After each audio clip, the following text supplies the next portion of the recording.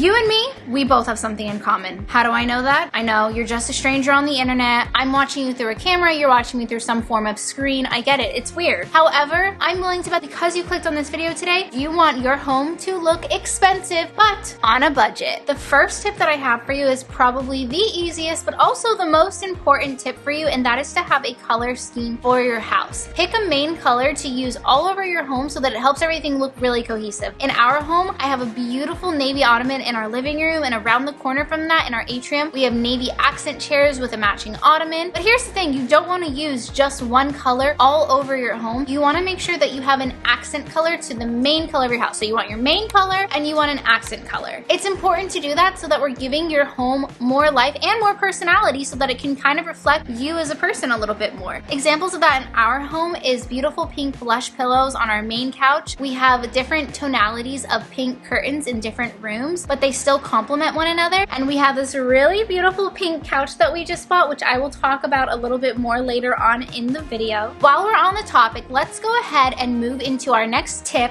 which is going to be talking about textiles. It's really important to go ahead and bring texture into your home. The first example I have for you all is our curtains. Both of our curtains have a beautiful texture in them, but they're not the same. They're very different. In our atrium, we have this really nice, almost wrinkled texture, and they're very sheer, so they allow light to be emitted through them, and it brings lots of natural light into that space, making it feel bigger. But in the bedroom, we have slightly less sheer curtains, and they have a different thickness on different parts of the curtain. And here's a nice video that shows you the difference of what I'm talking about. And that allows light into the bedroom when we want it or when we don't. It doesn't completely black out that sunlight. It's really important, especially if you're someone like me and you like a nice, simple, clean look to your home. For example, I love a good white bedding. However, it can look really boring and you don't want to overcrowd your bed with too many throw pillows. So a nice way to bring more interest into what would otherwise seem like a very boring space is to add texture to your bedding, to your pillows, to your furniture pieces. So here's a close-up of our bedding, and you'll see that it has a really nice, beautiful texture that just gives the eye something more to look at. Another great way to bring texture into your home is with baskets, which brings me to my next tip for you all, which is to keep your home looking clean. For your home to look the best it can look, it needs to be clean. Otherwise, the clutter or a mess will take away from any beautiful pieces that you have in your home. A great way to keep it clean